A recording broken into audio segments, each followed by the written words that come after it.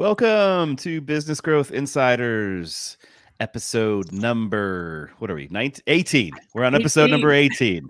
And we're getting up there. We're almost at the 20, Lisa. I'm so excited to be able to finally say we're almost at 20. We are almost there, and I love the lead-in video. You've been very creative, Jeff. Thank you. We have new banners. We have a new countdown coming in. So, there'll be even more stuff as we progress and I learn how to use the system more. But it is what it is. Hey, look, let's get right into it today. we're thrilled to have Stephanie Sokenis with Small Biz Ally with us. Stephanie, how are we doing today?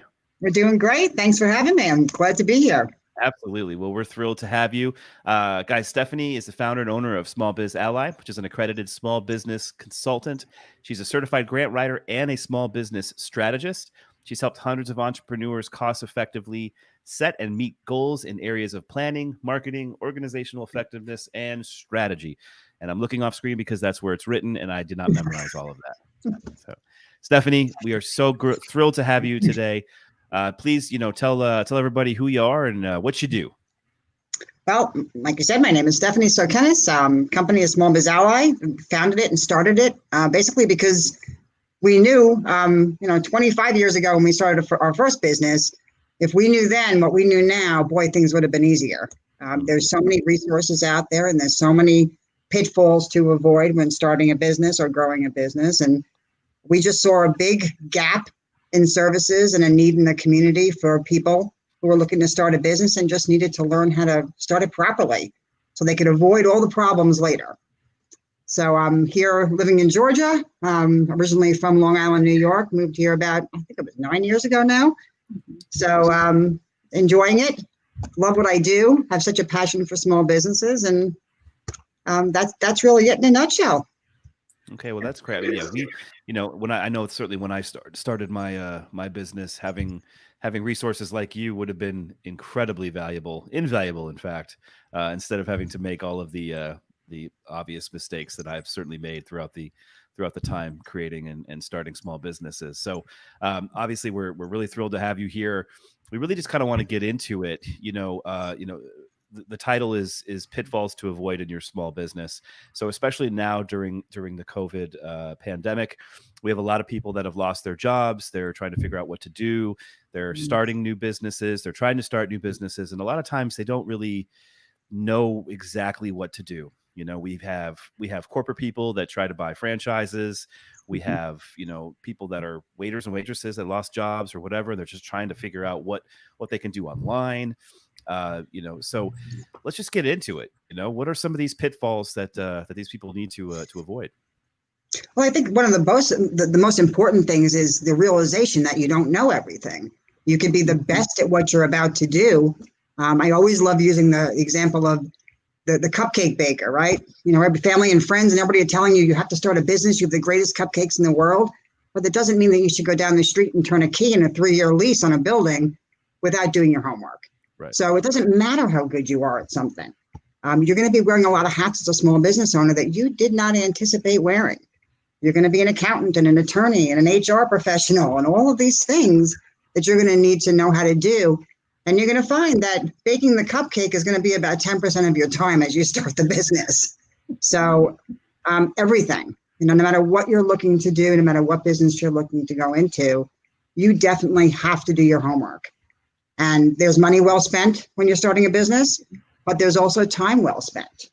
Got to do your research. And I'll talk a little bit about that too, about some of the obvious things that you might miss as you're starting them. People are excited about their business name and getting that business card printed and making a logo for themselves. But there's other things first you have to look at that will really save you some time and money later. So I'll jump into that. Yeah. So Stephanie, let's just think about, didn't know if there was some feedback on that. Let's just think about someone starts a business. What would be maybe 1 or 2 things they need to start thinking about? Well, no two people are alike. That I've always found. All the people I've talked to, I've never sat down with 2 people and said, wow, I just met with somebody in your exact situation last week. It never happens, which is what I love about my job and what I do.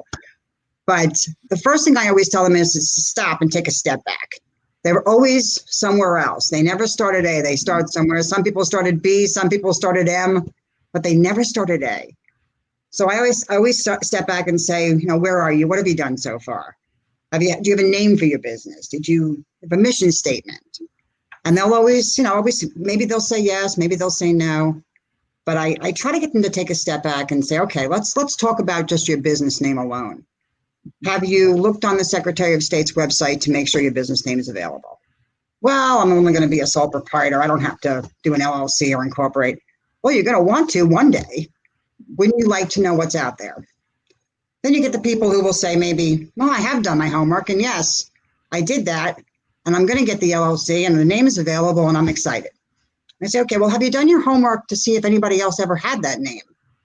When someone Googles that business, are they going to find you or find the person that had it before you?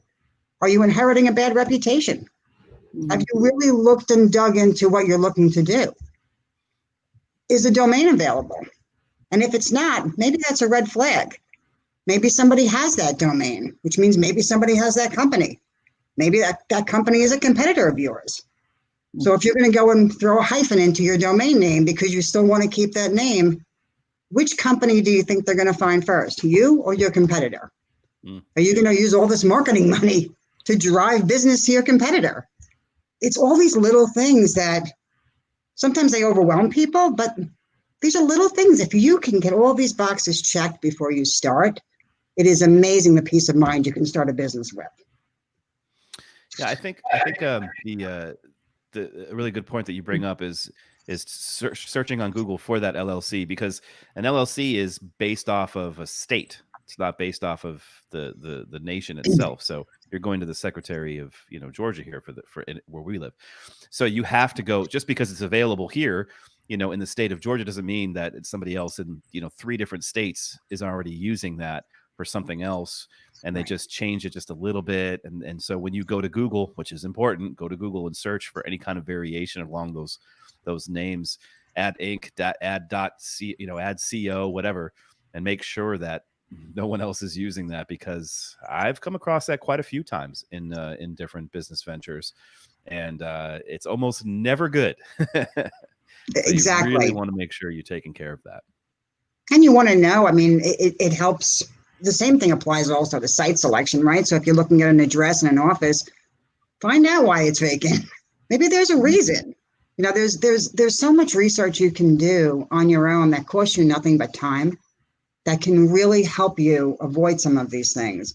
And the last thing you want to do is spend money and time and build this business up and build your brand up, only to find out 5 years down the line that you have to change your name if you want to trademark your name, or if you want to do something different with it, or if you want to maybe get an LLC in Florida and it's not available there. So there's different things you can do to avoid that. So Stephanie, how did you get into this type of business? You know, how did you learn how to be able to help so many different small businesses?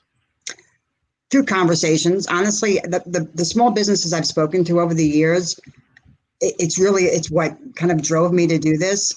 It was amazing to hear people talk about what worked and what didn't work in their businesses, and how I was able to take that information and share it with the next person and say, hey, I just spoke to somebody who tried this. Why don't you give this a try? And I kept hearing from people, boy, I didn't think to do that. And all of a sudden you realize that you're a sponge and you've taken in all of this incredible information. And I couldn't figure out a great way to share it with everybody and say, you know what, there's some great tips and tricks out there. There's free resources out there for you. You don't have to keep throwing money at things. There's different things you can do that's cost effective, that's smart, and has some strategy behind it, and really help you build and start your business properly. So you're not band-aiding it, fixing it down the line. And it's so fulfilling to be able to help somebody get a good start to something, or be able to grow their business when they're stuck. Mm-hmm. And Stephanie, you mentioned being able to use resources, some that are free, some that will cost. So if someone is in a situation where they're wearing all these hats, I know when I started my business, one of my mentors said the best thing you can do is hire out. For me, it was a bookkeeper. Are there certain key areas that people are wise to hire out first versus maybe some others? Yeah, absolutely. And that comes into the money well spent, right? Mm-hmm. So I'll always try to work with the small business owner and give them things that they can be doing if they want to be empowered to do it themselves, which I think is incredibly important. Teach a man to fish, right? But I also think it's important that they hire professionals. We don't give legal advice. We don't give financial advice. Right? We always tell people, if you're not sure what structure your business should be, you need to consult your CPA. You need to consult an attorney. If you're having contracts drawn up, if you're signing a lease agreement, you need to speak to people in that profession that can help you really know what you're looking for so you avoid things. I've talked to so many people that I got at the tail end of things in hardships that have signed leases on office space for some of the worst reasons that they selected these places for. And I said, well, did you have a real estate attorney take a look at the lease before you signed it? And there are two people just recently told me, well, my cousin's uncle's husband is a real estate broker, so he looked it over. It's just there's money well spent. Mm-hmm. And the money that these people are spending now to get out of these leases because they didn't understand the verbiage is probably 10 times what an attorney would have cost them in the beginning. Mm-hmm. Yeah. So, spend your money wisely. And there's so many formulas out there to know what you should be spending. You don't have to worry about overspending. We refer people out all the time, so you don't have to worry about getting someone credible. We work with attorneys and CPAs all over the metro region that we can get you in the hands of that are fantastic with small business owners. So yes, that's my long-winded answer to yes, there is definitely money well spent. So when you're talking about some of these free resources, what are maybe some that you see that offer a wide range that a small business owner starting out could consider? Well, one of my favorite places is SCORE. I mentor for SCORE also because I want to be able to give back. So I do a few hours a week mentoring with people who are looking to start businesses who are stuck. And I mentor people all over the country, but I work with the North Metro Atlanta chapter. And that is an incredible free resource. If you want templates or tools or pre-recorded webinars, step-by-step how to start a business, if you think you can do it yourself, these are great ways things for you to tap into at no cost. It's federally funded. It's there for you. Your tax dollars are paying for this. So jumping into something like that and taking a look, you don't have to go it alone. You don't have to worry if the information you're reading is really credible and reputable and going to work for you. SCORE is a well-known organization. It's a volunteer-run organization. You can get a mentor, no matter where you are. There's people that specialize in different industries within. Just a great all-around. That's my number one. I did a workshop last week for SCORE that was called 50 Tools, Free Tools for Small Businesses. Tools for everything from financial help, if you wanted bookkeeping, to social media help, to all different things that you don't have to pay for if you want a place to start. And SCORE, of course, was one of those 50. Well, that's great. Stephanie, do you have specific industries that you work with more so than others, or that are just happens to be more common than others? I'm finding a lot of the service industry. I don't specialize in any one in particular because even if you have two people in the same industry, they are not alike. So it's more of the person I'm dealing with as opposed to the business I'm dealing with. Completely different. But I do see a lot of service industry starting, a lot of coaches starting up, a lot of that. And things are shifting. There is no shortage of people starting businesses now, but you can see kind of a change, a shift in what people are starting. And I love the creativity. So no, the short answer again is no, not any one industry. Anybody that needs help. I get a lot of solopreneurs, a lot of mom and pops, which I love working with. But then I'll get a mid-sized company with 150 employees that needs something else, some kind of social media help, or just a good reputable source of referrals, people that they need to work with. So being on your website, perusing, you are a part of a massive amount of associations on that on your website. So obviously, professional networking is something that is important to you. Um, do you also kind of give tips, or are there anything that you can give tip wise for people that are just starting out and just hearing that they need to go and network, and how is that even looking these days? Yeah, it's different, right? But I mean, I'm optimistic about it. I mean, the clients that I work with that were fearful and introverts and not able to walk into a room of 100 people and not know how to talk about their business are flourishing with virtual networking events now. They love it because it's a level playing field. John's going to talk to you because he's just another box on the screen. He's not across the room ignoring you. And you don't have to be that aggressive. You have the same playtime as everybody else. Love it. Love that I've taken in clients from across the country. I have clients now from Rhode Island that I took in a few weeks ago, California. Had to switch my webinars to actually accommodate Pacific time now. So, I mean, most businesses can be done virtual. So now you can jump into a networking meeting in California or Florida or Rhode Island without it feeling like you're miles and miles apart. So jump in. I mean, try things. Yeah, this pandemic has really increased our outreach of our businesses. It's really disrupted the way we've done business and the way we've done networking. But we've been talking a lot about new businesses starting out. Maybe speak to the business owner who's been in business for a while, started, and what do you find that maybe some things that they overlooked that they can go back and fix? Yeah, that's the first thing when I reached out to my clients, I said was, all those things you told me you didn't have time for, you have the time now. Find a project and do it. What I try to tell people is look at what everybody else is doing also.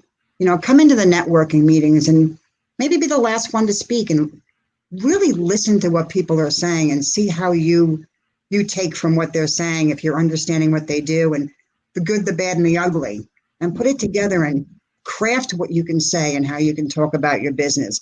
Don't become another 30-second elevator speech in the room.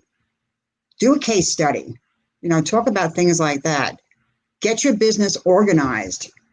Do your research. Get a good schedule for the week together. Now, if you're working from home, it's a great time for you to take an hour and work on just your marketing efforts. 2 hours. Work on something else. 3 hours. Do an audit of your website. Update things. Communicate. Make sure your Google My Business page is up to date. Make sure the review sites are up to date with your current hours if you've shifted your hours around for the pandemic. Don't make people try to find you and find out what's happening. Communication is absolute key right now. Oh yeah, absolutely. Yeah, I know from all the clients that I work with, one of the first things that I had them do was craft emails specifically around what they're doing for COVID. Even if they don't have a whole lot of,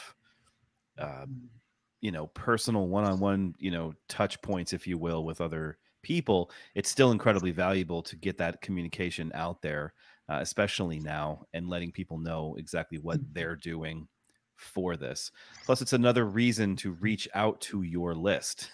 I mean, we don't email our lists often enough. People ask, well, how often should I email a list? Well, when do you want to make money? I mean, that's really how often you should email your list. Is it once a week? Is it once a day? Obviously it depends on what you do and all of that. But, I think that, and I saw that you are Constant Contact certified as well. Yes. So obviously you can speak on email and the importance of a really good strategy there for a small business starting out.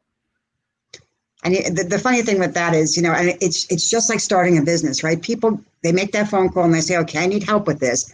And they think they need help here, but they have to get back to the basics. So even with the email marketing, when I do the webinars for that, I always tell people, in January of 2019, I went on to 52 local small businesses and I subscribed to their newsletters just to see this was going to be a good lead source for me. Okay, so let me see what their emails look like. And if I don't like the way they look, I'm going to reach out to them and see if I can help them craft a better one.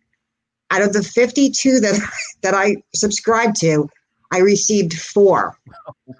4 over the course of 2019.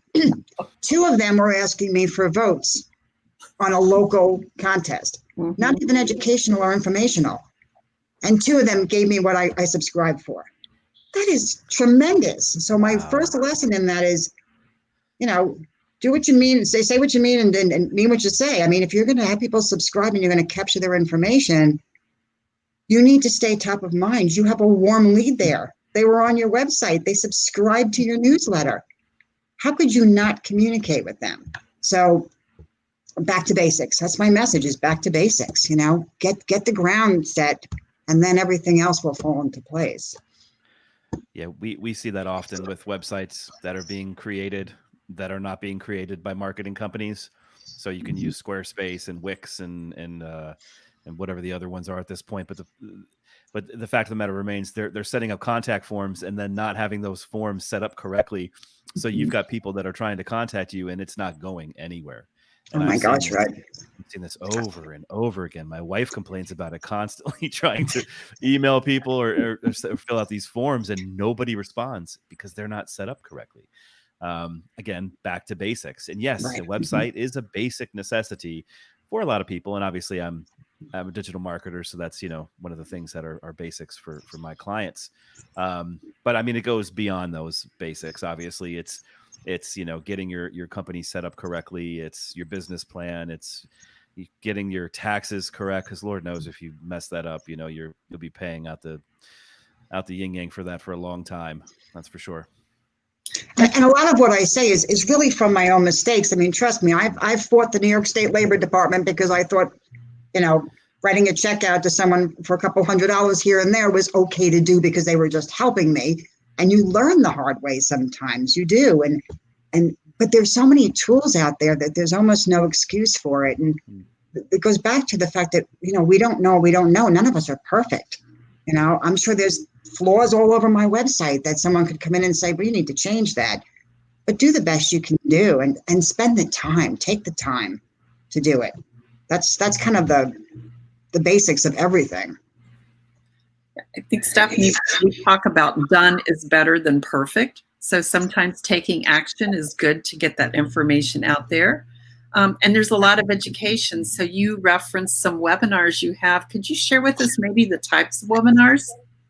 Sure. And we do quite a few of them. We try to do one a week in most cases, and we've opened them up for at no cost to small businesses right now.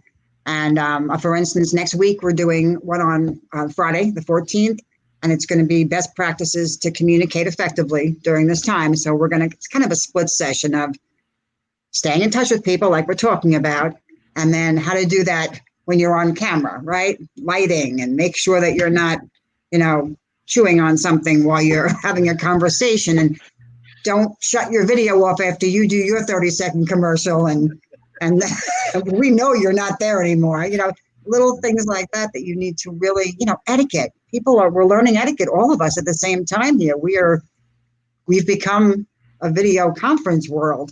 So tips and tricks for that. Then we've got, 3 pages you need to publish with confidence on your website. That's going to be on the 21st of August. And again, a lot of back to basic stuff. Don't worry about how good you look in that picture on your website when your business has nothing to do with how good you look. Right. Worry about the 3 pages and what you're articulating and how you're articulating your business does on the website. That's another one we're doing. And one of my favorite ones, which I try to do once a month, is how to grow your list, how to grow your subscriber list, because all of this matters not if you don't have subscribers. So we talk about tips and tricks for white papers and contact us forums and setting up your welcome email. Please set up your welcome email when someone subscribes. That is your first touch with people. So a lot of good stuff coming up. Okay, that's great. And obviously, guys, you can see the scrolling thing below here, so you can read more about these webinars at smallbizally.com. And then if you go to the upper right corner, there'll be a button up there for her events and webinars. So you click there, and you'll be able to see all of her events and webinars moving forward. I know because I did my homework. That's great. Thank you. Sure. Is there anything else that that it's on your heart, it's on your mind for these new small business owners or struggling business owners too. We've got so many people that are having some severe hardships these days. Some are succeeding and some are not, depending upon industries and states and local municipalities, of course, as well. So, any other information, helpful tips that you would like to provide for these folks? Yeah, really just, what I've learned is this. You might just be one good idea away from being okay. So make a phone call. We offer 30-minute consultations, discovery calls. Chat it out. Don't feel like you're alone. Don't be embarrassed if you're struggling, whether you're in a pandemic or not. Don't be embarrassed if you're not sure how to do something. There are no dumb questions when you're starting a business or when you're running one. Every day I learn something new, and I love it. Love saying, wow, that's something great to put in my arsenal. Reach out to us. If we can't help you, we're going to put you in the hands of somebody who can. We'll put you in free resources. We'll direct you. We'll get you on the right road and the right path to where you need to be. We've got an arsenal of phenomenal people that we work with and resources. So tap into us. We've been doing this for a long time, talking to a lot of small business owners. And to their credit, most of what we know is from them. So please reach out. Don't hesitate to do that. It'll help. Okay. Awesome. And again, everybody go to smallbizally.com. That's ALLY.com. So let's actually go through that again for those that are listening and not watching, because this is a podcast as well. That's small biz. So BIZALLY.com. Stephanie Sokenis, so glad to have you on the show today. Lisa, any parting words for our listeners? Yes, I would just say I know Stephanie personally and some of the businesses and small businesses that she's helped, and she is a wonderful resource. She's a great connector of people and well worth your time of getting to have a conversation with her. Awesome. And a dog lover, as we all, the rest of us are as well. So that's awesome. Well, Stephanie, thank you so much again for being on the show. Everybody, if you'd like to learn more about Steph, go to smallbizally.com. Of course, if you want to learn more about us, go to businessgrowthinsiders.com. Please subscribe, comment, share any of our posts. We would appreciate it. If you want to be a guest, reach out to us on businessgrowthinsiders.com. And until the next show, take your business and grow. Bye, everybody. Thank you very much. Thank you both. Bye.